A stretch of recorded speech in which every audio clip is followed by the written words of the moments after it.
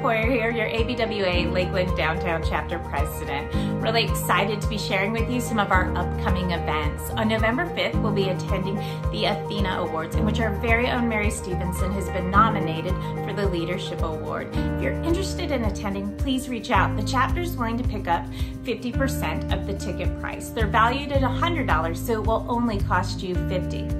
Also, on November 11th is our next general meeting. We will be back at the Grasslands Golf and Country Club from 11:30 to 1 p.m. Cynthia Blackwell will be our speaker, and she's fabulous. You guys are really gonna like her. And lastly, we have a new event. We have a girls' night out at 1916 inside the Cleveland Heights Golf Course on November 19th. We've created empowerment t-shirts based on our vision statement.